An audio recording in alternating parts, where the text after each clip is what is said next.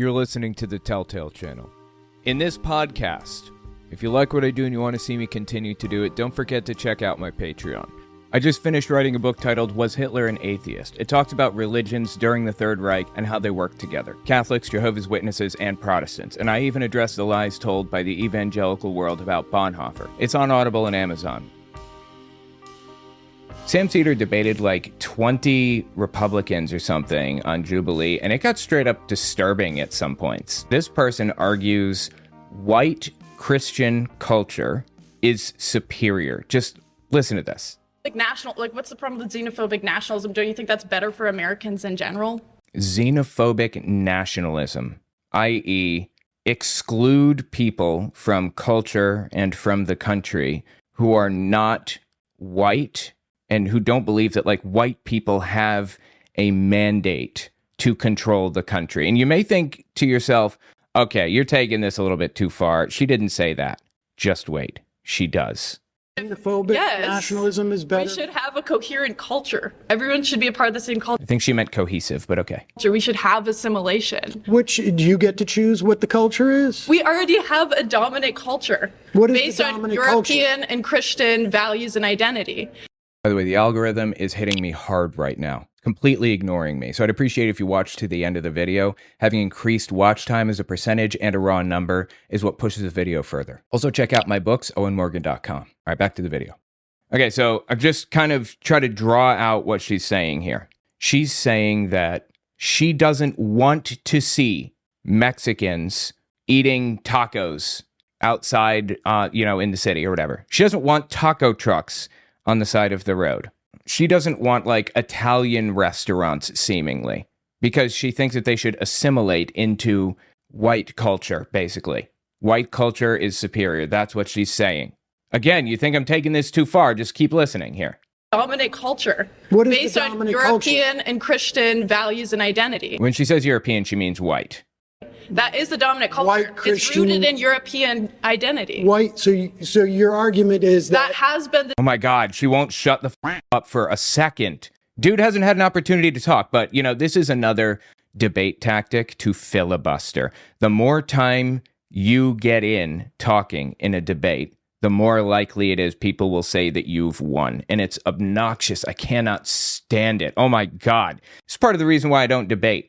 Or I don't debate unless, I do debate, but this is why I don't like debating unless there's like a more structured time schedule or whatever.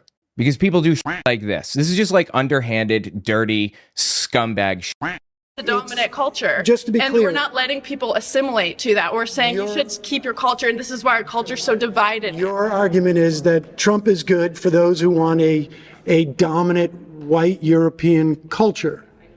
I mean, that is what America is. There you go. She said it. I know you were thinking to yourself, oh, and okay, that's a little too far. You said white. She didn't say white. She said European. Close enough. But if that wasn't close enough for you, he reframes it and she accepts it. Is good for those who want a dominant white European culture. I mean, that is what America is. It's rooted in European identity and Christian values. Again, when she says European identity, she means white identity. This is the exact shit that you would hear coming out of the mouths of the KKK. This is exactly, word for word, what the Nazis said in Germany in the 20s, in the 30s. Identical. That's what it has been. Would you really disagree with that? What is it then, if that's not the identity of America?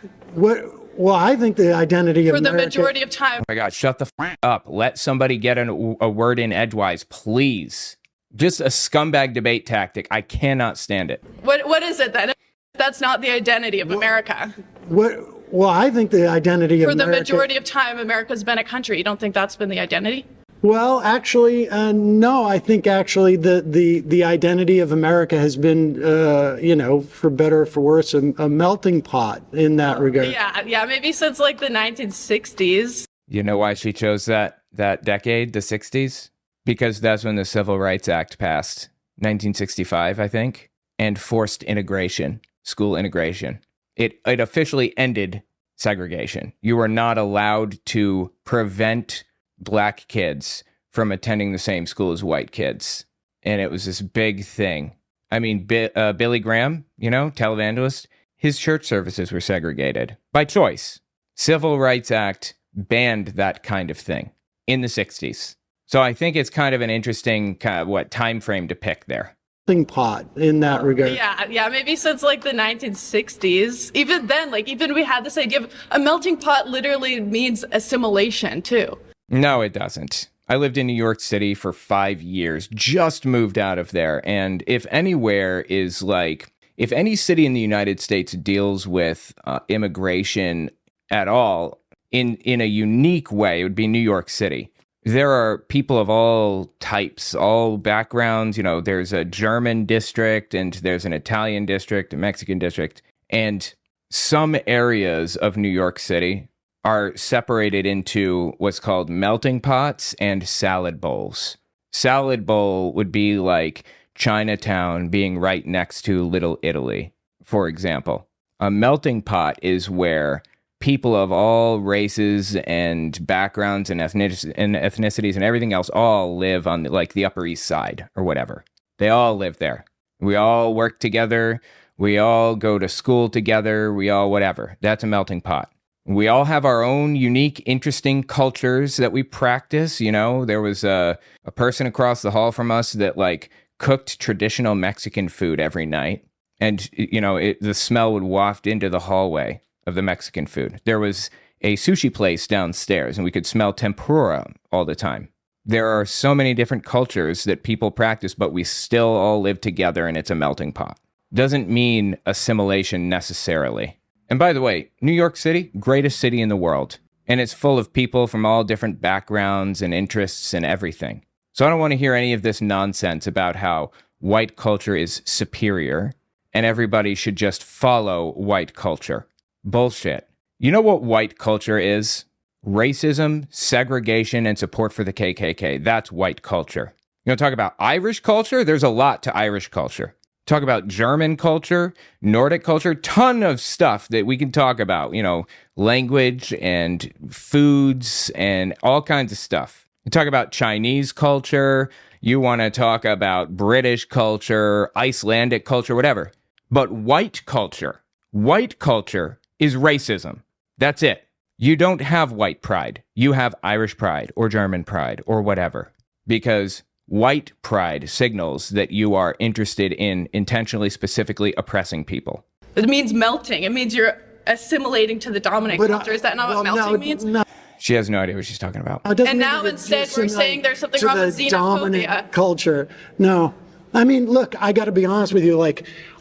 You and I have a fundamental disagreement. We will never see eye to eye on this. It's a choice. And people, I think what you're expressing, though, is really what the Trump movement at its heart is about. Absolutely. Pure, unadulterated racism that you would hear from the mouths of the KKK. In fact, KKK members say this stuff all the time. And who do you think KKK members are voting for, by the way? Do you think it was Kamala? You think they were voting for the black woman? Anyway, yeah, that's what we had to deal with. It was absolutely insane. Let me know what you think about it in the comments.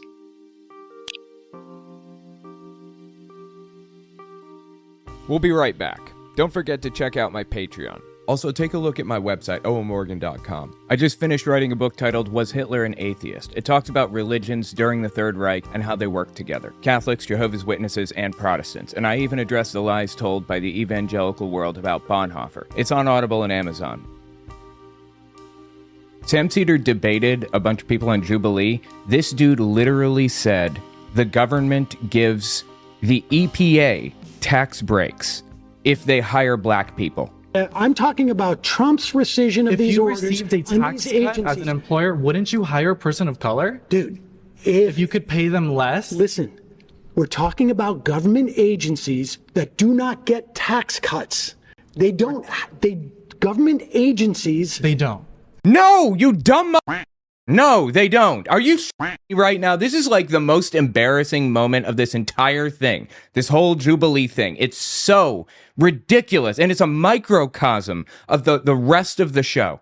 Or the rest of this episode. This is what we were dealing with the entire time. They don't. No, they don't. By the way, the algorithm is hitting me hard right now. completely ignoring me. So I'd appreciate if you watch to the end of the video. Having increased watch time as a percentage and a raw number is what pushes the video further. Also check out my books, owenmorgan.com. All right, back to the video. They don't. No, Yes, they do. They absolutely do. He's just making shit up. He's just like lying here. I'm talking about Every private and public sector gets tax cuts when you hire a person of color. Who told you this? Government agencies don't pay taxes. Government agencies operate are funded by the government. That is not true. That is not true. And you know what? I think My God, dude, it's like, is anything capable of piercing that lead ball you call a head?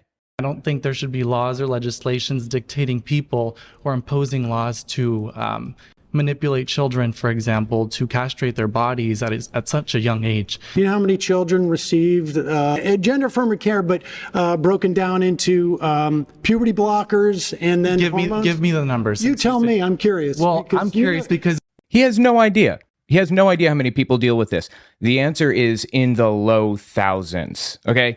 Matt Walsh famously said he believed it to be millions. Between 2016 and 2019.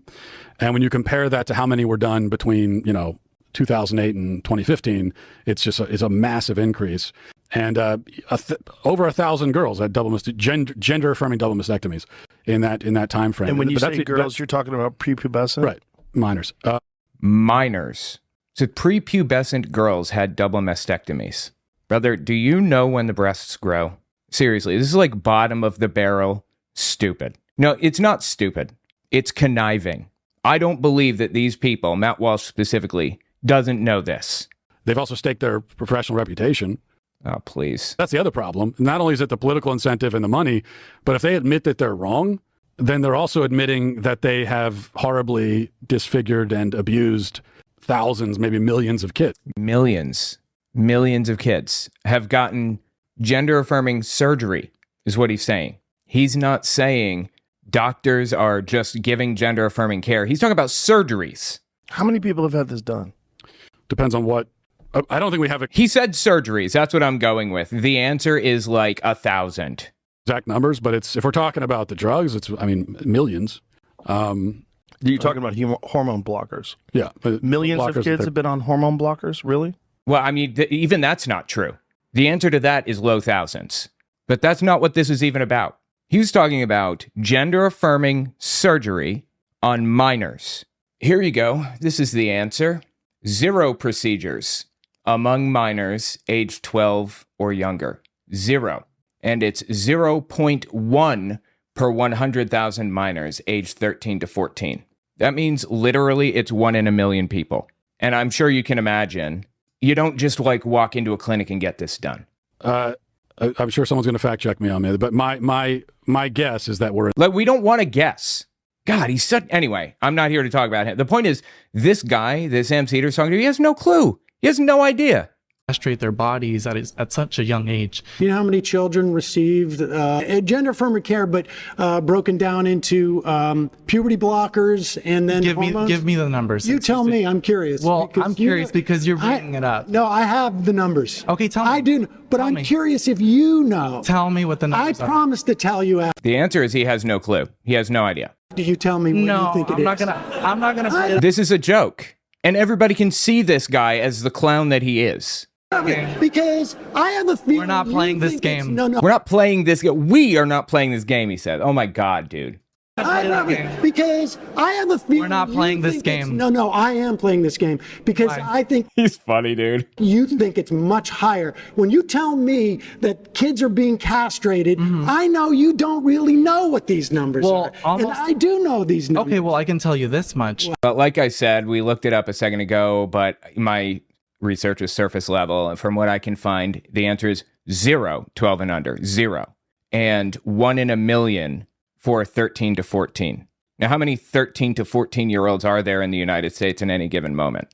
Just 13-year-olds. Looks like there are about 8.4 million 13-year-olds in the United States in 2020. So we're talking 10 people, basically. It was reported that scientifically every single child... God, dude, it was reported. Weasel words, okay? Weasel words. Who reported it? Who reported what, for that matter? When you hear people say it was reported or scientists say or they are blank, automatically discredit what they say next because those are weasel words. Cite a source. You know, I read on New York Times, USA Today says blah, blah, blah. You know, the NIH did a study, blah, blah, blah. That's how it should be framed, not studies say, or even the scientific consensus. I'll take that one. It was reported that scientifically every single child who has received gender-affirming care, about roughly 50% of them regret it. Bullshit. But looks like there's a fact check down here. Studies on the subject often suffer from researcher bias and methodological errors, including inadequate follow-up, imprecise measurement, and poorly chosen sample biases. Doctors agree more research is needed. So, bullshit is the bottom line. And 50% of them are suicidal because of it. They're actually more depressed because of it. That's just completely made up. He's just like pulling this right out of his ass. How many of those kids? How many? A psychologist, by the way. Over the course of 5 years? Well, tell me. You tell me. Here we are, circle back around. Just give I know what you're trying to do. You're trying to put me in this chokehold of like, I got you moment. No, this is definitely. No, this isn't an I got you moment. Give me a ballpark. Say 10,000, say 100,000, say 5, whatever. You know why these numbers are so disturbing and bizarre? 50% are depressed as a blah, blah, blah, whatever. You know why? Because of how it's framed. Do you know how many church organists there were who were Jewish converts in Germany in 1933? They'd converted from Judaism to Christianity, and they were playing the church organ. About 18,000 churches, probably had a couple organists on staff for some of them, right? So we'll say 18,000 organists, just to be generous. How many of those 18,000 organists were Jewish converts? Because Hitler claimed non-Aryan musicians had infiltrated the church in an effort to change the religious beliefs to more closely align with what Jewish people thought it should be. So how many?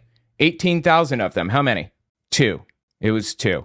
Now, when it jumps from, 2 to 13 people, a bunch of, like a family decides to join the Christian church and leave Judaism behind, and they're all a family of musicians, suddenly it's jumped by 600%. 600%. Oh my God. There's a 600% increase in Jews joining the church to modify their music. See how scary that sounds? When we're dealing with numbers like 2, 50% is not uncommon. His number is completely fictitious anyway, so it's irrelevant. I don't even know why I'm feeding into this. In a gotcha moment, because I'm suggesting to you that you think this problem is much bigger than it is. It is a huge problem. Okay. Medi-Cal, Medi-Cal covers inmate trans. Medi-Cal? What the is Medi-Cal? Medi-Cal, Medi-Cal covers inmate trans women. I understand that, yes. Medical coverage. One person has had that surgery. I don't understand how my taxes should go for an inmate prisoner who wants to transition. Well, I think because we got to do health care for prisoners, and you don't consider it real health care. Okay, now he's kind of backed himself into this, defending this absolutely ridiculous fringe example that I'm not even sure has ever happened. And if it has happened, it's happened like once, basically. Back to the church organists. How many of these people who are transitioning in prison are there? 2? Is that even allowed? I've never heard of that happening. Sam is an expert debater. I would never criticize his debate tactics or whatever. He's significantly better at debating than I am, like by far. But with the benefit of hindsight, sitting here looking back, I can say I probably wouldn't have fed into that. I would have brought it back to, and how often do you think that's happening? How many do you think there are? I don't know. Gavin Newsom has imposed $2.6 billion in 2022. Kids over 5 years. That is a lot of children. Oh my God. Receive puberty blockers. That is a lot of children. 900 AB kids 547 just passed, including gender identity. Gender identity. All right. Yeah, he didn't give a shit about COVID. He doesn't give a shit about children. Do you know how many kids were taken advantage of in the Catholic Church? Do you know how many priests were moved from parish to parish by the Catholic Church to protect them from prosecution for that? Tell me again that you care about children.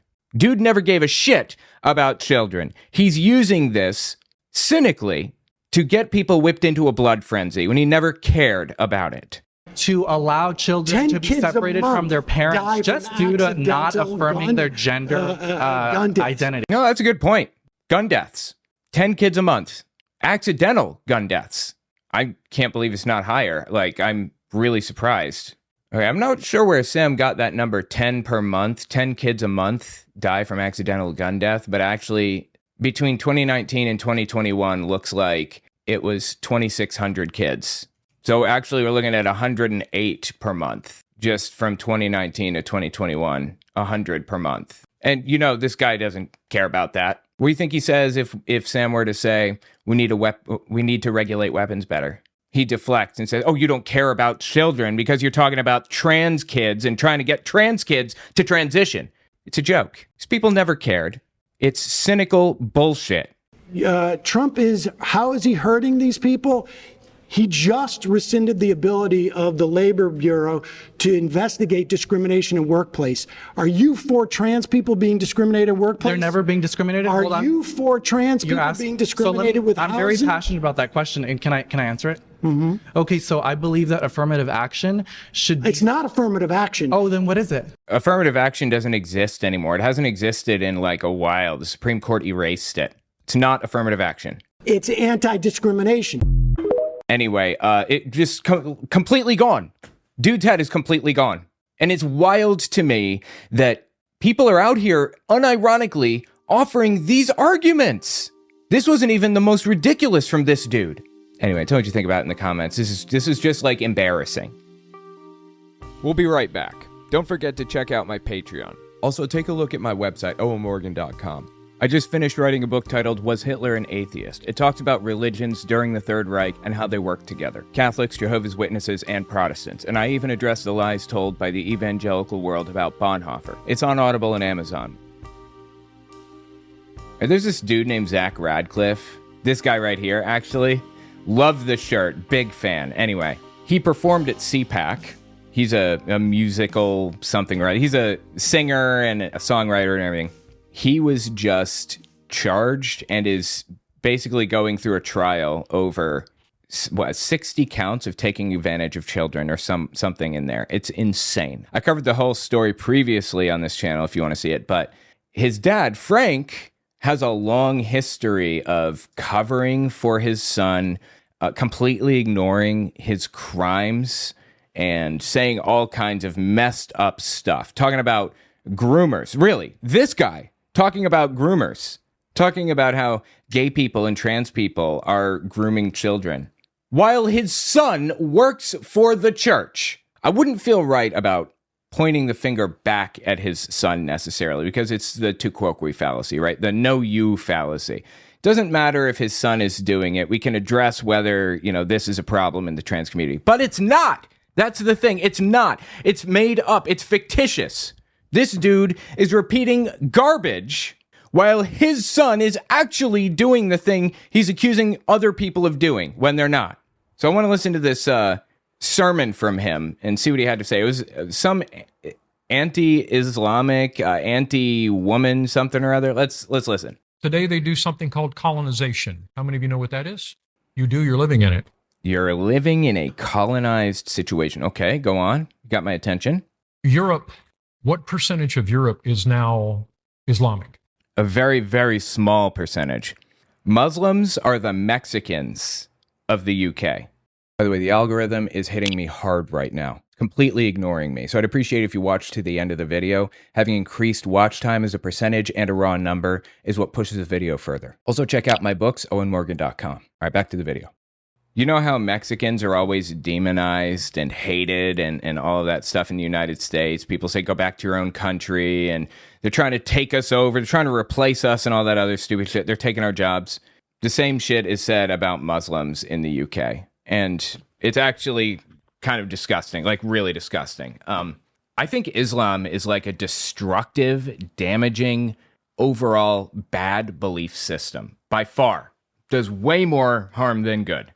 By a mile and a half. But people have the right to believe it and practice it, first of all. They have a right to live their life. They have a right to do what they want to do as long as they're not affecting others negatively, basically. As long as they're not taking other people's rights away, right? Right-wingers in the UK are looking for any opportunity they can find to destroy human rights under the guise of they're trying to take us over, they're trying to reproduce their way into taking over the government and all this other stupid stuff. It's insane. And that's basically what we're about to listen to with this guy. What percentage of Europe is now Islamic? I mean, what was it before? I'm not even sure. 1 in 5. I mean, and are his facts even real? I find more often than not, these people just like make shit up. Either way, his claim is that they're trying to replace the population with Muslims. That's not how it works. It's not how it has ever worked. It's identical to the claim that Mexicans are trying to replace the white people, like everyday Americans, like Mexican immigrants trying to replace American citizens and trying to like get green cards so they can vote and all this other stuff. That's not how it works. That's not how it has ever worked. It's not how it could possibly work. It started the exact same way it has started in America. They did the same thing 20 and 30 years ago. Yeah, this is great replacement conspiracy. I'll get into it in a minute. They sent a group of Muslims into a country, and then they just kept moving people in one after another. In the United States of America, the average white and black family has how many children? 1 point something. Yeah, I think it's 2.5, isn't it? I'm not sure. The average Muslim family has how many children? 7. It's irrelevant. If that were even true, it's irrelevant. It's not how it works. David Pakman has actually debunked the Great Replacement conspiracy. The idea is that some demographic of people is going to come along and replace honest, hardworking citizens. And it's actually, it's called the Great Replacement conspiracy theory. And it has been a conspiracy theory since Germany, actually. Since like Germany during World War II, Hitler was claiming that they were trying to replace us. That's why you hear people say the Jews will not replace us. That's where the term comes from. The Jews will not replace us. He claimed that the Jews were coming into Germany trying to birth their way into power and control. They're using democracy against itself to kind of create an authoritarian state or whatever. It's nonsense. Again, that's not how it works. It's not how it has ever worked. That's not how population growth works. But my point is that the conspiracy theory that the guy's laying down is identical to, the Nazi conspiracy about Jews and the UK far-right party's conspiracy about Muslims. Here's David Pakman debunking it in a second or two. If naturalized immigrants vote for Democrats 60-40, because remember, even though a lot of people like Tucker want you to believe that all immigrants are very left-wing, the truth is that Cubans and Venezuelans are not very left-wing. There are lots of Asian immigrants that are not left-wing. There are many Eastern European immigrants that are not left-wing. Anyway, let's imagine that naturalized immigrants by a 60-40 margin vote for Democrats. That means that for every 500,000 immigrants that become citizens, that's only a 100,000 vote margin for Democrats. When you compare that to population growth, when you compare that to people who move between states, it's a drop in the bucket when you talk about bringing people in, having them wait the 5 years before they can request citizenship, and then the additional period to go through that process. If this is how Democrats are trying to win, it's a very stupid strategy. It's just nonsense. This just is not how it works. It's just not. You would have to get like 100 million people into the country to get it to a point where it could possibly influence elections or whatever because of the ideological split. Mexicans and Muslims are not really in complete ideological alignment. It's just not logical. It just isn't. It's just built on hate, just like the anti-Jew, the Jews will not replace us garbage. So when you hear him saying things like this, keep in mind that it's just like a Nazi argument that's incorrect. 7. Ready? How many of you in this room have lived for more than 40 years? So if the whole United States of America continues producing 1.6 kids, and yet everyone that lives in this country that's Muslim produces 6 to 7 kids, what is going to be the amount of people that are in the country of white, black, and Hispanic based on Arabic. You're assuming that every man, woman, and child is independently going to have 7 children. So how many Muslims are there? I don't know. I'm get 300,000, a million in the United States. I don't know. Let's go with a million because it's a round number. You're assuming that in 25 years, there are going to be 7 million, right? Because each Muslim has 7 children. And all 7 of those children are, well, I guess it'd be 8 million, including the original 1 million. And then all 8 million of them are going to continue to be Muslim, and they're all going to vote left wing for some reason, you think? Except men and women have children together. So actually, it's half of that as a starting value. Additionally, a large number of those people are children, not of like childbearing age. A fraction of a percent of the people, of the Muslim people in the United States are even going to be capable of and be producing children like that. Just not how it works. It's good and catchy as a propaganda line, but that's not how society or logic has ever worked. In 40 years, there will be no position in our government that has a white, black, or Mexican person sitting in that government.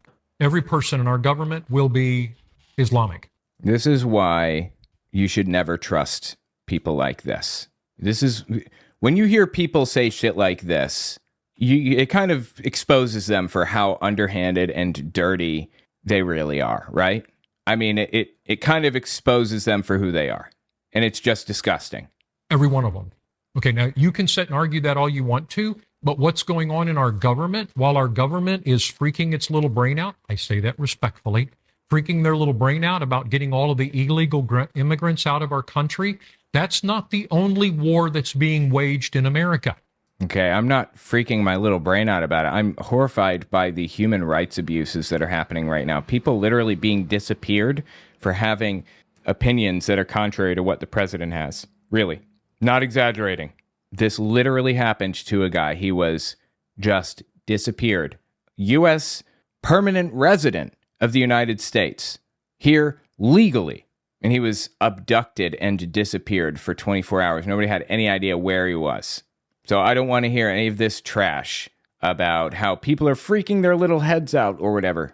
I'm disturbed by the fascism in the United States. It has appeared full-blown fascism. It's not just bringing illegal immigrants into our country. It's bringing legal immigrants into our country that are coming into our country and are not having 1-point-something kids. They're having 7, 8, and 9 kids because they're doing the exact same thing they did in Europe. Again, this is not how it works. And he says they're doing the same thing they did in Europe, as though Europe, there's like some evidence or something, as though Europe acts as a piece of evidence that like they're doing this. They, whoever they is, some deep state or whatever. It's called colonization. It's called conspiracy theory. And on top of that, it's the same conspiracy Hitler used. No way to escape it. It was nonsense in 1933 when he was peddling this shit, and it's nonsense now. You go into a country and you take it over by outbirthing them. Now, you and I sitting here will go, oh, yay, that's 40 years from now. How old's your little girl? So she's 6, so she will be 46. How old are you? 41. So when she's his age, she will be living in a country where all leadership is Islamic. Nonsense. You know, I found a YouTube video forever ago. God, I wish I knew where it was now. I don't even know. Like, I tried to find it a while back, but I think back when I started YouTube, like back in 2016, I remember watching this video, and they basically said, by 2021, Muslims will have outnumbered regular U.S. citizens because of their birth rate. And looking back on that, my God, I really wish I could have found it. And they did all this ridiculous math, exactly the same as this poor fool is doing. It was nonsense then, it's nonsense now. Let me rephrase. It was conspiracy theory. It was hateful conspiracy theory trash that is patently and obviously untrue. All the way back then, and it is now. Now, what gets me is all these, and I'm sorry, I'm parking on something. I apologize. But what gets me is all these dumb women, stupid women, and gay people that are standing on college campuses and waving signs and wearing the stupid stuff of Palestine. Oh, of course he's pro-Israel. Why does that not surprise me? Look, I'm actually pro-Israeli. I'm pro-Israeli. I want them to live their lives and not like live in fear for their lives or whatever. I want them to live life and be happy by and large. I don't want anyone to suffer. However, the Israeli government right now is depraved, horrific, disgusting, disturbing what they're doing. I say this with complete confidence and a completely straight face, zero irony behind it. Israel is doing to Palestinians exactly what Hitler did to Jews in the early to mid 30s in Germany. I feel like the people that teach at the universities, the professors and all those people, they should have seen this happening, it seems to me. And they should have worked to stop it, to prevent this kind of thing. And it's like, God, I don't know how they got here to where they are. The Israelis that watched, that study this their whole lives, and now they're supporting the Israeli government. Like, my God, dude. Horrifying stuff, really. Anyway, I gotta say, Palestinian religious belief, dominant Palestinian religious belief, they're Sunni Muslim. That shit is depraved. That shit's disgusting. Sunni Islam is really, really bad. So, don't think I'm like supporting Islam or something here. I'm not at all. It's not about that. It's about the fact that there is a powerful country that is an ethno-state that is controlling Israel and oppressing a neighboring country. That shit is really disturbing to me. And for the record, Zionists, that is people that believe that like Jews should return to Israel and take control of the region or whatever. Zionists or Zionism is a very far right political belief, and it has been for a very long time, since World War II, honestly. There's a Jewish guy named Victor Klemperer, survived in Germany through World War II. He was what one would call a privileged Jew, quote unquote. He was a professor at a university. He fought in World War I, and fighting in World War I and getting like special medals for it exempted him from like a lot of like the Nuremberg laws and stuff. But he was isolated eventually. By the end of it, he was isolated in like basically a studio apartment with like 40 other Jewish people.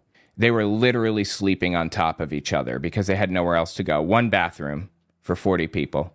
He wasn't allowed to own, a car, a typewriter, a bunch of other stuff, but he kept a diary, Victor Klemperer did, and he wrote about everything that he experienced. It's a really interesting read if you want to go through it. But he aptly points out in the 30s that Zionists, i.e. Jews from the region, were trying to push the Jewish community to Israel and made a deal with Hitler to exempt them from, like, basically let them take most of their wealth with them when they left Germany if they were going to Palestine. Which I don't necessarily have a problem with them trying to, like, save Jews or whatever. But anyway, the thing about Zionism, certainly at that time, something that Victor Klemperer pointed out in his diaries, is that basically Zionism and Nazism are two sides of the same coin. They're both far-right extremist ideologies where people are completely out of their heads and believe that there's a superior race and that every other race should be in subjugation to the first. It's just with Nazis, it's the quote-unquote white race, or the Aryan race. And with Zionists, it's the Jewish race. Same ideology. Anyway, that's what I'm like truly deeply disturbed and disgusted by. When it all comes down to it, I'm disgusted and disturbed by what Israel is doing, by the fact that Zionists are in control of the government, and that they're perpetuating an ethno-state in the exact same way that Germany was an ethno-state, or they were trying to create one by the end of it. So Palestinians, that aside, what they believe aside, whatever. I'm not talking about Palestinians. I'm talking about how disturbing Israel's actions are right now. And gay people that are standing on college campuses and waving signs and wearing the stupid stuff of Palestine, screaming their lungs out, not understanding that if they were in that country, they would have already been killed. I don't know that that's true. Talking about women or gay people, I don't know that that's true. They would have been killed. I'm not sure. But you know what? It's irrelevant. Doesn't matter to me. I don't care. I couldn't possibly care less what Palestinians' beliefs are when they're being subjected to a full-blown genocide. Full-blown genocide. It is irrelevant to me. I care about what Israel is doing right now. As a female, they wouldn't allow to be in the school system. And yet they're fighting for them. Well, I'm fighting for human rights, yes. Now, that's why I call them dumb women. Okay, now none of you ladies in here are dumb women. A few of the men are close, but none of you ladies are dumb women. So funny. But do you understand what I'm saying? Okay, now here's the problem is that tonight this is being recorded and someone's going to pick up what I say and I am going to get all kinds of notes and all kind of wonderful people that are going to say all kinds of wonderful stuff to me because of what I just said. Because it's dumb as dog shit. I personally don't care. Then why did you remove it from the website if you personally don't care? That's weird, right? Is anybody else like kind of weirded out by that? I thought you didn't care. Napoleon tried it, Hitler tried it, and Stalin tried it. None of them were successful. Okay. Tried what? Exactly. What does he think they were trying? Hitler, Stalin, and Napoleon? And what did they have in common with Palestinians? So we have to sit and say, now wait a minute. If I have a brain, I mean that nice, if it says that the legs are made of iron. Oh, that's the end of it. Anyway, wow, dude. Just straight up disgusting. So that's Zach Radcliffe's dad, if you were curious. Frank Radcliffe. Just low. Absolutely disgusting. Tell me what you think about it in the comments. We'll be right back. Don't forget to check out my Patreon. Also, take a look at my website, owenmorgan.com. I just finished writing a book titled Was Hitler an Atheist? It talks about religions during the Third Reich and how they work together. Catholics, Jehovah's Witnesses, and Protestants. And I even address the lies told by the evangelical world about Bonhoeffer. It's on Audible and Amazon. Rosie O'Donnell announced that she is fleeing the United States. She has fled the United States because Donald Trump won the election and because of everything that's going on right now. This is like a bad sign. Well, hey everybody, it's me, Rosie O'Donnell, star of the Flintstones. It's Tuesday all day, as my nana would say. And I'm here in Ireland. And it's beautiful and warm. Not physically, it's actually quite cold. Moved here on January 15th. And it's been pretty wonderful, I have to say. I imagine so. I want to listen to the rest of this, but let me just kind of give you like a little bit of information on what happened. Here's a Daily Beast post about the whole thing. Trump reignites Rosie O'Donnell feud with help of Marjorie Taylor Greene's beau. President Trump reignited his longtime feud with O'Donnell on Wednesday with an assist from Marjorie Taylor Greene's MAGA reporter boyfriend. I thought his name was Brian for some reason. The president joked to Ireland Prime Minister Michael Martin he's better off not knowing who O'Donnell is after Brian Glenn, Greene's beau, who works for Real America's Voice, asked Martin why he allowed the comedian to move to his country. That just shows you like the mindset, doesn't it? Why he allowed her to move to his country? Don't people have like rights? Don't people have like due process and everything? I mean, I know that it's different in different countries, but like these are still Western countries with similar values, right? And I've never heard the word beau. Apparently it's like a synonym for boyfriend. Quote, why in the world would you let Rosie O'Donnell move to Ireland? Glenn called out, prefacing his question by noting the Irish are known as happy, fun-loving people. Martin swayed and chuckled awkwardly in response. Trump acknowledged the question for him, saying, thank you, I like the question. Wow, dude. So he visited the White House, I guess, and they asked this guy the question. Holy Christ. Trump then turned to his Irish counterpart and asked him if he knew who O'Donnell was. Martin shrugged, smiled, and appeared to whisper, I don't know who that is. That's when Trump chimed in to say, you're better off not knowing her. Glenn, yeah, you're better off assuming you don't know who she is, honestly. I mean, Rosie O'Donnell is a really big, famous figure, so I would bet that he probably did, but just pretend you don't. That's for the best. The encounter comes a day after O'Donnell revealed she left the U.S. in January to move to Dublin with her 12-year-old daughter. She hinted in a TikTok that her move was at least partially due to Trump's return to the White House that same month. No, I think it was pretty clear. I mean, we listened to it. I don't think it gets clearer than that. By the way, the algorithm is hitting me hard right now, completely ignoring me. So I'd appreciate if you watch to the end of the video. Having increased watch time as a percentage and a raw number is what pushes the video further. Also check out my books, owenmorgan.com. All right, back to the video. It's been heartbreaking to see what's happening politically and hard for me personally as well, she said. The personal is political, as we all know. White House advisor Stephen Miller celebrated the departure of O'Donnell, a 62-year-old Long Island native, by telling Fox News' Sean Hannity on Tuesday night that Trump forced her to self-deport. Jesus Christ, dude. It wasn't explicitly one of our campaign promises, but it's a major first 100-day achievement, Miller said, of O'Donnell moving. So you're welcome, America. You don't have to worry about that problem anymore. What problem? What was the problem? The problem is that she was on the left. Whatever else you think about her, the problem is that she held beliefs that this guy did not agree with. And he's glad that the problem of dissenting opinion is disappearing. Trump and O'Donnell's beef goes way back to 2006, an entire decade before Trump ever won a presidential primary. O'Donnell was co-host of The View at the time and sounded off against Trump amid a Miss USA controversy. O'Donnell said back then she did not enjoy Trump and claimed he went bankrupt. She went on to say he was not a self-made man, but was instead a snake oil salesman on Little House on the Prairie. Oh, absolutely, of course, yes. None of that is in dispute. Yes, absolutely. He's not a self-made man. He is a snake oil salesman. And he did go bankrupt. What is up in the air about this? She added he left his first wife, had an affair. He had kids both times, but he's the moral compass for 20-year-olds in America. Donald, sit and spin, my friend. Trump fired back shortly after an interview with People in which he referred to O'Donnell as my nice fat little Rosie. That is just, like, really low. Rosie will rue the words she said, he said. I'll most likely sue her for making those false statements, and it'll be fun. Rosie's a loser, a real loser. I look forward to taking lots of money from my nice fat little Rosie. That is just really weird and creepy. I will tell you this. Barbara's not thrilled. Rosie's a loser. There's no question about that. People know it. People that know her know it. And I assumed that it was over. She got beaten up pretty badly, and then she wrote a blog. Now, she didn't mention my name at all because she's gutless. But she's a person that, frankly, Barbara Walters, she resurrected her. And I will tell you this. Barbara is not thrilled about it because I spoke with Barbara. Barbara is not a fan of Rosie. That I can tell you.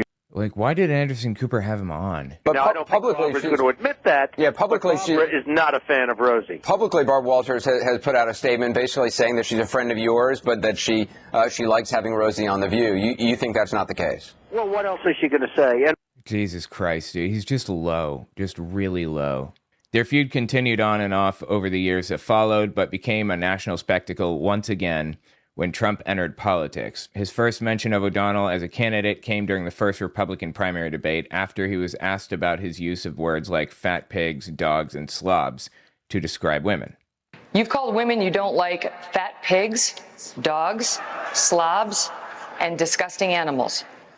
Your Twitter account... Only Rosie O'Donnell.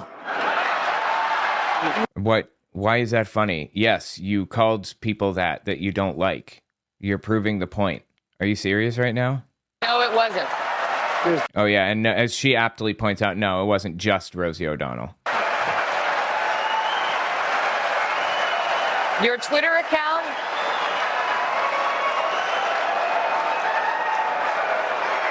Thank you. For the record, it was well beyond Rosie O'Donnell. Yes, I'm sure it was. Your Twitter account has several disparaging comments about women's looks. Anyway, yeah, like he's just bottom of the barrel. Here's another example of him hitting Rosie. But this is a man who has called women pigs, slobs, and dogs, and someone who has said pregnancy is an inconvenience to employers, who has said women don't deserve equal pay unless they do as good a job as men. And one of the worst things he said was about a woman in a beauty contest. He loves beauty contests, supporting them and hanging around them. Yeah, actually, he owns Miss Universe, right? And he bragged about going to a youth beauty pageant and just walking in the back and standing around while all the girls are changing, right? Like really disgusting shit. Honestly, I feel like I'm kind of putting myself like in the line of fire right now. And he called this woman Miss Piggy. Then he called her Miss Housekeeping because she was Latina. Donald, she has a name. Where did you find her name Where is did you find Alicia this? Machado. Where did you find and it? she has become a U.S. citizen, and you can bet she's going to vote this November. Okay, good. Let me just tell you. Mr. Trump, Let me you just can tell take you. 10 seconds and then You we're going to know, have the final question. Hillary is hitting me with tremendous commercials. Some of it said in entertainment. Some of it said somebody who's been very vicious to me, Rosie O'Donnell. I said very tough things to her. You just, they're not tough things. You weren't tough. You were a fucking scumbag. The distinct difference. Anyway, here's the end of the Daily Beast article. Hillary's hitting me with tremendous commercials, Trump responded. Some of it I said in entertainment. Some of it I said to somebody who's been very vicious to me, Rosie O'Donnell. I said very tough things to her, and I think everybody would agree she deserves it, and nobody feels sorry for her. O'Donnell responded by throwing her full support behind Clinton and declaring that her foe would never be president. Her fear came true shortly after, however, with Trump's surprise win. O'Donnell responded to the results after Election Day by writing on Twitter, "God help us all." I think we can all kind of relate with and connect with that sentiment now. You just take a look at this Reddit post. This person says, her feud with Trump is actually how I truly learned about Trump when I was a kid. I didn't watch The Apprentice since I was like 11 or 12 when it debuted and only heard the "you're fired" catchphrase, but their feud was heavily documented in the 2010 press. Yeah, same. This is exactly the same as me. I think I knew about Rosie O'Donnell before. She's a lesbian, by the way. He just said terrible things about her, how she was fat, ugly, how he could take her wife. That is disgusting and dark. Don't blame her a bit for leaving. She's done all that. Don't blame her a bit for leaving. She's done all that she could do to warn the U.S. about Trump for ages, and she's probably in danger if she stays here. 100% agree. Absolutely. Called her a fat pig and a bunch of stuff. Oh my God.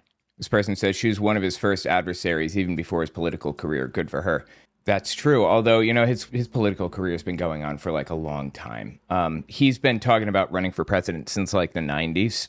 And every time the moment looks just right, he starts some ridiculous firestorm. The fact that it started in 2007 tells me that he might have been trying to get attention around that time because there's a big election coming up.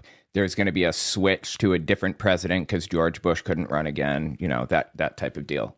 I miss my other kids. I miss my friends. I miss many things. Yeah, you have to completely destroy your life to move at all, let alone to another country. I don't blame her, like, not even a little bit, for her decision to leave. Like, Trump hates her, is like really disturbing stuff. Trump posted this to his Twitter account or whatever recently, just the other day. This is on March 9th. A picture of a pink triangle with an X through it or whatever. People who are unfamiliar with like Nazi Germany era may not realize, but there were a lot of different badges people had to wear. You know, people had to wear gold stars. Jehovah's Witnesses had to wear purple triangles. Criminals wore green triangles. Communists or political prisoners otherwise wore red triangles. And Jews were given 2 gold triangles, which they sewed one on top of the other upside down to make a Star of David. And they wore these badges in concentration camps. Pink was for gay people. That is real disturbing shit. He posts a picture of a pink triangle. I mean, I feel that's a pretty clear message, right? Anyway, I think Rosie O'Donnell is totally justified in leaving. We'll be right back. Don't forget to check out my Patreon. Also, take a look at my website, owenmorgan.com. I just finished writing a book titled Was Hitler an Atheist? It talks about religions during the Third Reich and how they work together. Catholics, Jehovah's Witnesses, and Protestants. And I even address the lies told by the evangelical world about Bonhoeffer. It's on Audible and Amazon. Okay, this is the old subreddit, the Donalds, r/O'Donnell. They were banned and they went to patriots.win. And this website is actually, you cannot talk about this website in Facebook chat. They ban links to this website in Facebook chat and everywhere on Facebook, to my knowledge. It's an extremist cell. It's about as extreme as it gets. They talk about killing people, and they create plans to the whole 9 yards. It's insane. I just want to scroll through here. What do we got? Should have kept your guns. Now now in the UK, it's becoming law that Muslims and minorities are being given lesser prison sentences than white British people. You can't make this up. Well, actually, you can make it up as it happens. That's what they're doing. Here it is in Parliament today. Hold on, let's find out. I'm not even seeing like a news article about this, like not even from Newsmax or OAN or Fox or anything. These people also have a tendency to fabricate video footage, like with deepfakes and things, so I don't trust a single word that anybody ever says here. When will the court backlog begin to fall? By what date does her department forecast it falling? Turning to the new sentencing guidelines that's been published alongside this statement, which will make a custodial sentence less likely for, and I quote, ethnic minorities, cultural minorities, and faith minority communities. Why is the Justice Secretary enshrining this double standard? By the way, YouTube algorithm has completely disfavored me. I'd really appreciate it if you watch my videos to the end. It gives my videos a massive algorithmic boost. Also, check out my books, owenmorgan.com. I have no idea what they're talking about. A Justice Secretary enshrining something? I don't know how this system works. I have no clue what they're talking about. It says becoming law. It's becoming law? Is this even how the legal system works there? I don't think so. Standard. This two-tier approach to sentencing. This is an inversion of the rule of law. Like, the thing is, I would have a problem with it. Obviously, if this was happening. If Muslims were receiving lower sentences than white people or any other group for crimes that they commit, I'd have a problem with that. I guarantee that's not what's happening. And if it is what's happening, it's not the rule, it's an exception to the rule. But it's not. I think it's meant to make sure those groups don't get harsher sentences. That would make more sense. Like with DEI, like Republicans claiming that DEI is making it so that Black people take the jobs of white people more often. When in reality, DEI is designed to make sure that white people aren't taking the jobs of Black people more often. Like, why do we have, for example, like 2% Black people that work for Procter & Gamble in a town that's made up of 25% Black people? It doesn't make any sense. Anyway, so this sounds like a complete lie to me. I have no idea what they're talking about. That's not what was presented just now, but let's see what they say. Unreal. But we already know this is being handled that way in the UK and elsewhere. They just want to make it official. Holy shit, dude. These people. They want the native British to lash out with violence so they can usher in their technocratic police state. Only way to deal with this is to vote all of them out and watch the voting process like hawks. Jesus Christ. If you can't function in the real world, you belong in a psych ward, not in a government job. I'm in the process of filing for intermittent FMLA for my panic attacks. Who knows how long we have until they reverse those protections. But as my ADHD and OCD get worse, so have my panic attacks whenever a new email threatening me and my fellow public servants drops. I have dreams of someone walking into my work building and doing heinous things. I live every day in fear of what new tactic they'll use. Yeah, Donald Trump is, quote-unquote, traumatizing federal workers. That's not my word. That's the word used by the guy that's doing it, Russell Vought. In Project 2025, he describes that. Is it any surprise that they're living with panic attacks? Really? Imagine being as big a weakling, I'm trying to keep it monetizer friendly, as a modern day leftist. You think he's a leftist? Dude is living in fear. He's going to be fired every day. I know that you probably don't have a real job, and that's why you don't understand what it's like to lose your job. But people are generally concerned about that when that happens. Hold on. FMLA isn't disability. But getting intermittent FMLA for intermittent panic attacks, good luck with that. This FMLA is for when you need time to care for a dying child or spouse. No, it's for mental conditions you're dealing with. My mom used to use FMLA. Top 1% commenter, no doubt during quote unquote work hours. Who's the top 1% commenter? Oh, Right. So he's complaining, this guy is complaining about the fact that this person on Reddit is a top 1% commenter, completely ignoring the fact that he's probably a 1% commenter on this website. Want to know what really sucks? I'm living with a true panic disorder since the late 80s. I lived life. See, that guy's panic disorder isn't real. This guy's is. This one is a real panic disorder. Right. I've lived life being completely debilitated inside and running the professional face on the outside. I hold a very technical career in healthcare, have a family, and I'm very involved in my church parish. I learned to live with the disorder alongside heredity Crohn's, which is a literal shit show as well.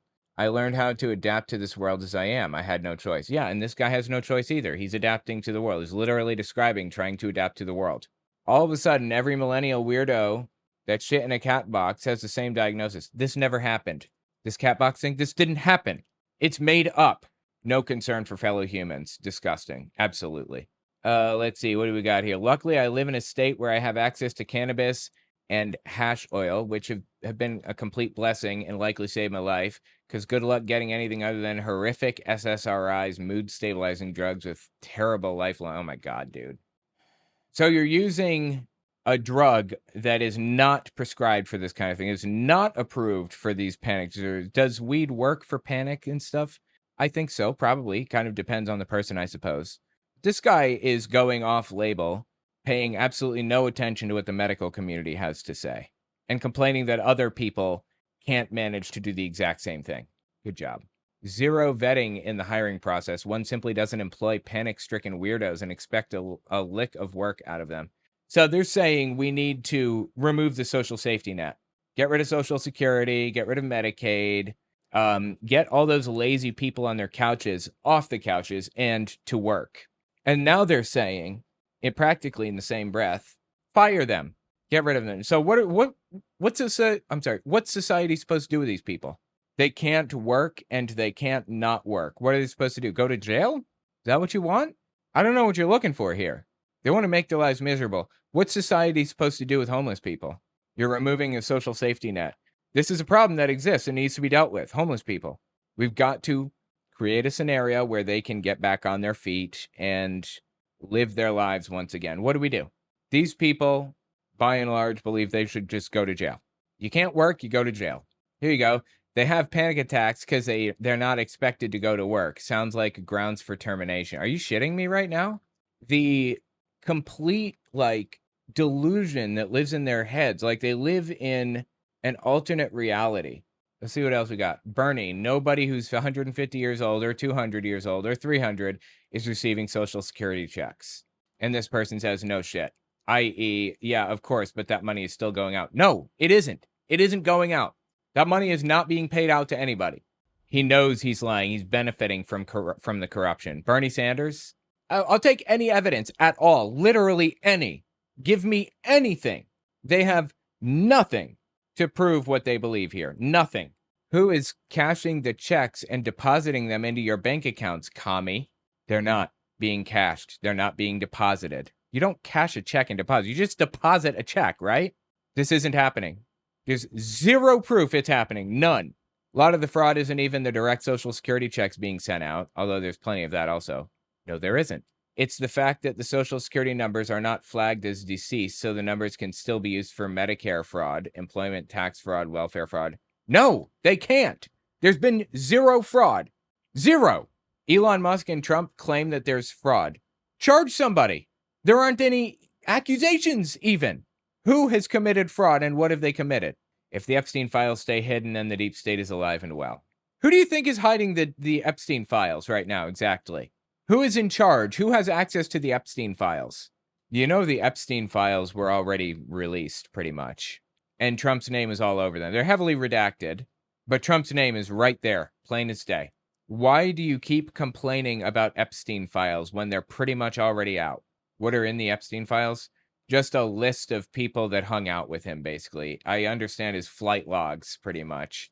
Which doesn't mean anything necessarily. I believe that Epstein had valid reasons to speak to all kinds of rich people. RFK Jr. knew Epstein and flew on his jet, I think, a couple of times. I have no reason to believe that RFK Jr., did anything illicit on Epstein's jet. Like I said, plenty of valid reasons to hang out with him, but or to meet him. But if you're hanging out with him, if you're friends with him, as Epstein said that Donald Trump was for 10 years, that's going to raise some red flags for me. If you're close to him, if you hang out with him more than like once on his jet, you know what's going on, and you're taking part. Nearly guaranteed. We'll be right back. Don't forget to check out my Patreon. Also, take a look at my website, owenmorgan.com. I just finished writing a book titled Was Hitler an Atheist? It talks about religions during the Third Reich and how they work together. Catholics, Jehovah's Witnesses, and Protestants. And I even address the lies told by the evangelical world about Bonhoeffer. It's on Audible and Amazon. There's an ex-NFL kicker named Chris Cluey. He's apparently like an anti-MAGA type of person. Local library wanted to put MAGA on one of the library plaques, and he went up there and shredded them. Hi, my name's Chris Cluey, 15-year HB resident. I'm here to speak out against both the plaque and the current city council. As the community made clear at the Library Commission meeting last Tuesday, everyone is in favor of a plaque to celebrate the library, but the vast majority are against including a MAGA acrostic. Okay? Unfortunately, it's clear that this council does not listen, so instead I'm going to take my time to say what MAGA has stood for these past 3 weeks. MAGA stands for trying to erase trans people from existence. MAGA stands for resegregation and racism. MAGA stands for censorship and book bans. MAGA stands for firing air traffic controllers while planes are crashing. MAGA stands for firing the people overseeing our nuclear arsenal. It's nuclear, but I will forgive it because he's a complete hard. MAGA stands for firing military veterans and those serving them at the VA, including canceling research on veterans. MAGA stands for cutting funds to education, including for disabled children. MAGA is profoundly corrupt, unmistakably anti-democracy, and most importantly, MAGA is explicitly a Nazi movement. You may have replaced a swastika with a red hat. I appreciate that they're clapping for this, honestly. That is what it is. I will now engage in the time-honored American tradition of peaceful civil disobedience. Get Absolutely top tier, dude. I love this guy. the heck. Get out. Such a hard ass. And we actually have like another angle of what happened next. Here, let's see if we can pull it up here. Yeah, so he walks up. First and foremost, it's because the Huntington Beach City Council does not care about the community of Huntington Beach. They've made it very obvious that their goal. So interesting. So he decided to go up in the well there and just stand there, and he seemed to put his hands behind his back there for a second. Wow, man. Council does not care about the community of Huntington Beach. They've made it very obvious that their goal is to advance their own interests, to rise higher in Trump's sphere of influence. And you can see that by our city attorney, Michael Gates, leaving the city and being appointed to Trump's administration. So, dude, I love this guy so much. He's just the shit. He is so good. Let's listen to like a little bit of the CNN thing from the start with him in it. By the way, my channel is dying terribly. I'd appreciate you if you guys watch this video to the end and my other videos, trying a new content strategy where I do up to the moment topical videos and I make them really short, like 10 minutes long, so that people have time to kind of make it through to the end. So I'd really appreciate it if you watch to the end. And also check out my books, owenmorgan.com, Amazon and Audible. Was Hitler an Atheist? Understanding Jehovah's Witnesses. Pretty interesting stuff. 4 words on a plaque going up at a California library have thrown a city into the crosshairs of a political controversy. Those words, magical, alluring, galvanizing, and adventurous. MAGA. This is the type of shit that cult members do. Okay, I don't remember any of this shit when Biden was president, or Bill Clinton for that matter, or Obama, or whatever, whoever. This shit does not happen outside of the far right cult movement. The acronym, aka MAGA. Underneath those words is this quote: "Through hope and change, our nation has built back better to the golden era of Make America Great Again." Note the references to Obama's Hope and Change and Biden's Build Back Better, and of course, Trump's MAGA. Yeah, it was very clear that they were saying Obama and Biden failed, but Trump is going to implement those things in his own image. That's what it seems like to me. Well, leaders in Huntington Beach approved the privately financed plaque, but not before one man spoke up against it. Watch. MAGA stands for resegregation and racism. All right, let's jump forward a little bit here since we already heard it. Okay, here we go. in custody for about 4 hours. You know what? Chris Cluey joins me now. He was in custody for 4 hours. Interesting. Chris, thank you for joining. Everyone has been talking about this moment, and I'm wondering, why did you decide to take this particular course of action? Well, first and foremost, it's because the Huntington Beach City Council does not care about the community of Huntington Beach. They've made it very obvious that their goal is to advance their own interests, to rise higher in Trump's sphere of influence. And you can see that by our city attorney, Michael Gates, leaving the city and being appointed to Trump's administration. So that's really a problem when a city council doesn't have its city's best interests in mind. Yeah, MAGA never has the constituents' best interests at heart. It is fundamentally a selfish, violent, masculine movement obsessed with coolness and sleekness and all of that. Identical to how the Nazis kind of viewed themselves. You ever wonder why they had those cool, duster jackets and the trench coats, the black hats, the skulls and all of that stuff? Because it was viewed as cool and manly. That's what these movements tend to do. They tend to kind of coagulate around coolness, if you will, or like manliness, masculinity. He was a football coach at Edison High School. Wow, that is very interesting. And he was fired. Okay, I mean, that seems like a violation of freedom of speech because it's a public institution. If it was just some random organization firing him, then whatever. But aren't schools I'm not a lawyer. It just seems like this is actually censoring free speech here. Said there's too much attention on him, so they had to let him go. I can't figure out if the plaque went up, unfortunately. So for me, it's the fact that MAGA, as I said, is explicitly a Nazi ideology. And they are coming after trans rights. They're coming after resegregation and race. Well, they're coming after rights is the thing. And they're using the trans community as a pretext to do it.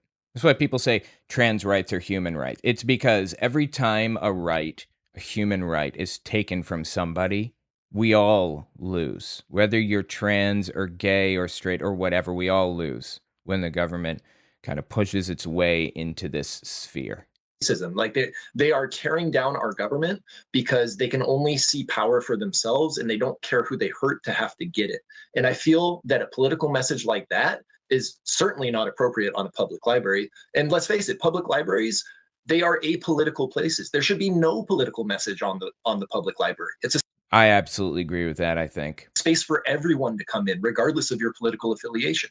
People have really bristled at the notion of your statement about a MAGA being a, quote, Nazi movement. Some look at this as you painting an extremely broad brush when it comes to describing all of those who supported Trump and voted for him. I'm sorry, man. I hear this all the time from Christians and Muslims particularly. It's a big thing with Muslims. Like, Islam has a lot of bad ideas in it, right? Like in the Quran, it talks about people subjugating women as a good thing. The Bible talks about women not being allowed to teach. They shall be quiet and be in subjugation to a man and all of that stuff, right?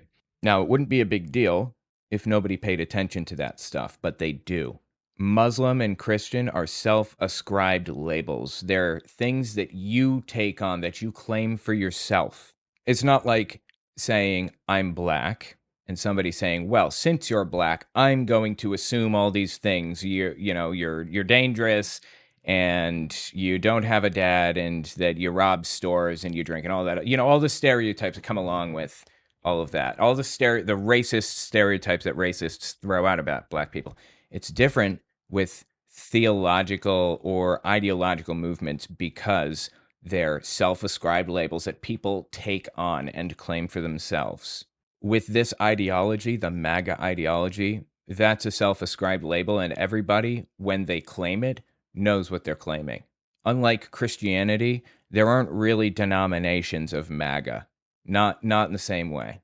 Everybody knows what MAGA means. It means hateful, vile, anti-trans, anti-gay, the whole 9 yards. So what he presented as a representation of MAGA is very clearly what MAGA is. It's not painting with a broad brush because it's a brush that MAGA painted.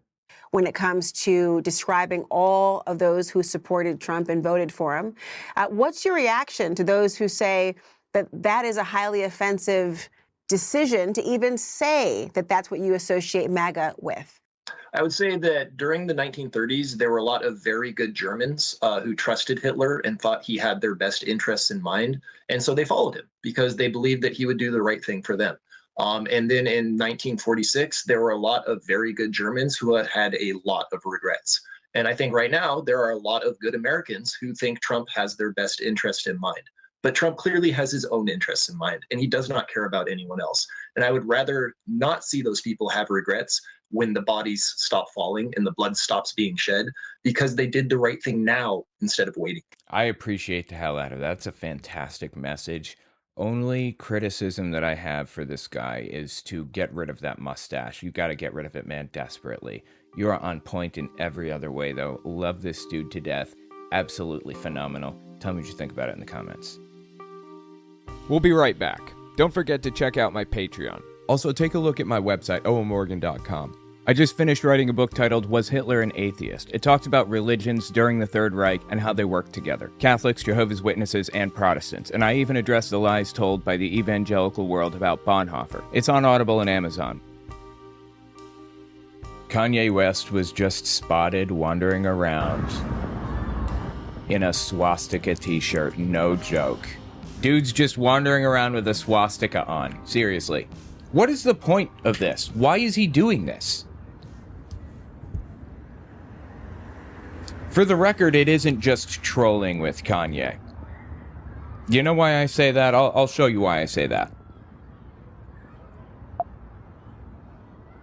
Before we go through my explanation for why I say Kanye isn't just trolling, check out this Super Bowl ad that Kanye released. During the Super Bowl, this aired. So what's up, guys? I spent like all the money for the commercial on these new teeth.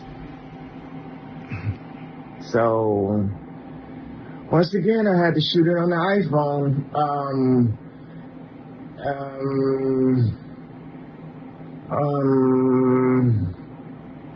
Go to Yeezy.com. It's like he doesn't care. Like, I don't understand what's going on with him. What's in his head? Let's go to Yeezy.com. Let's see what it says here. Yeezy stores coming soon. During the Super Bowl, when this ad played, there was a store up. It was a Shopify store, which is like a platform that you can use, kind of like a pre-built website system.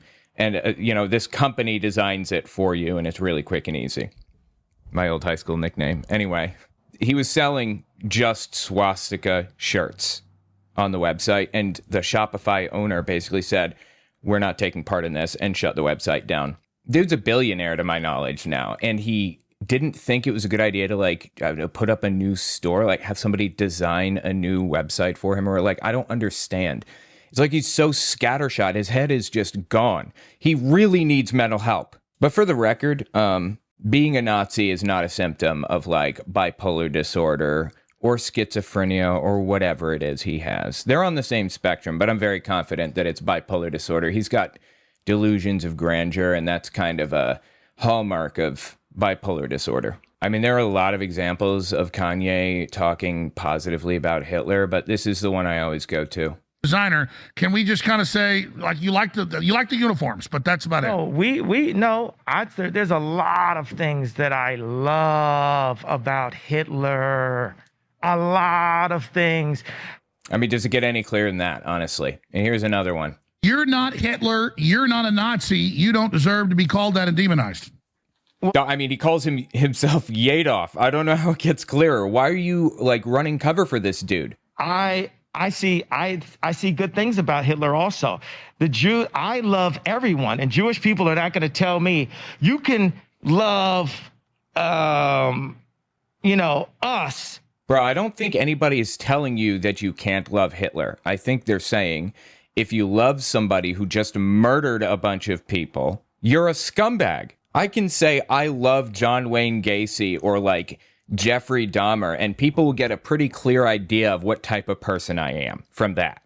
I don't, FYI, I'm just saying. By the way, my channel is dying terribly. I'd appreciate you if you guys watch this video to the end and my other videos, trying a new content strategy where I do up-to-the-moment topical videos, and I make them really short, like 10 minutes long, so that people have time to kind of make it through to the end. So I'd really appreciate it if you watch to the end. And also check out my books, owenmorgan.com, Amazon and Audible. Was Hitler an Atheist?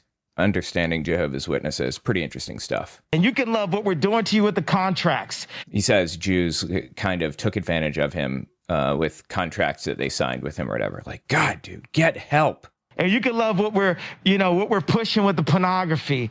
But this guy that invented highways, invented the very microphone that I use as a musician, you can't say out loud that... None of that is really true. Exactly. It's complicated. And you know what? No, it's not complicated. Hitler didn't invent any of that shit. Some people in Germany leading up to World War II invented some things. He didn't invent highways, though, FYI. Roads and stuff existed before Germany. It was just like there was a big kind of like car boom, like an industrial boom around that time when cars were like invented, and a whole bunch of different countries are building out big roadways and stuff. And the German roadway, the Autobahn as it was called, was a really big deal to Germans at the time. This person ever did anything good, and I'm done with that. I'm done with the classifications. Every human being has something of value that they brought to the table, especially Hitler. I'm sure I don't need to say it. I'm going to say it anyway. Yeah, okay. Everybody has something of value they bring to the table, but there's kind of a moral scale that everybody uses to determine what kind of person somebody is. Ben Shapiro, in my personal opinion, doesn't believe the things that he says, but he thinks that it's morally good to say those things anyway, because it will benefit Israel if he like lies and moves people in a more conservative direction and everything else. We can look at his total moral effect on society and make a determination based on that. I think it's pretty clear that Ben Shapiro is a net moral negative. He's a moral monster. He does more harm to society than good by a large margin. You know, Donald Trump does nice things sometimes, I suppose. He's been nice, or he's been known to be a nice guy, I guess, or whatever. But the damage that he does to society is unacceptable. Hitler loved dogs, had a killer mustache, no pun intended. That does not like cancel out all of the deeply evil shit that he did. Doesn't cancel out the deeply evil person that he was. Kanye, apparently, he also does not like being called crazy. Hour number 2, uncensored with Ye. Nick Fuentes, I'm your guest host here in Insane Asylum World, because the whole world's crazy. All of us are nuts. This is Twilight Zone 2.0. We will be right back. Don't point at me when you say that. No, I'm talking about all of us. The whole world's crazy. It is crazy. Everybody's crazy. I believe that. He does not like being called crazy. I'm saying the guest host here because these guys are hosting. We'll be right back with hour number 2. I'm saying this not to hurt this Nazi, although if it does, I will consider that a fringe benefit. You are crazy, Kanye. You need help desperately. Listen to this one. It doesn't matter how on the spectrum you think I am. I have the right to speak out loud. That is our First Amendment. Yeah, no one said you couldn't. And I have a right to determine that you're a scumbag. See how that works? We all have rights. And it's a shame that you have to be considered to be on the spectrum to have enough courage to speak out loud. I do love my family. You know what this tells me? This tells me that he believes everybody is a Nazi inside. Everybody agrees with him, and everybody's just afraid to come out and say it. Right? But I looked at every possible outcome. I've practiced Chinese water torture on myself. Don't know why you do that, but okay. No, he didn't do Chinese water torture. He has no idea how that even works, I'd bet. I would like skip along Malibu in front of my house and sing, "When the Clintons come to kill me, how is it going to be? What are they going to do to kill me?" Wait a second. Netton, what do you have to say about this? I I'm sorry, man. I don't know what to do with this. Is this not a clear indication that he needs help? Really? Somebody do something. Tell me what you think about it in the comments. It's just nuts. That's all I've got for you. If you like what I do and you want to see me continue to do it, don't forget to check me out on Patreon. I just finished writing a book titled Was Hitler an Atheist? It talks about religions during the Third Reich and how they work together. Catholics, Jehovah's Witnesses, and Protestants. And I even address the lies told by the evangelical world about Bonhoeffer. It's on Audible and Amazon. Okay, thanks for watching, guys.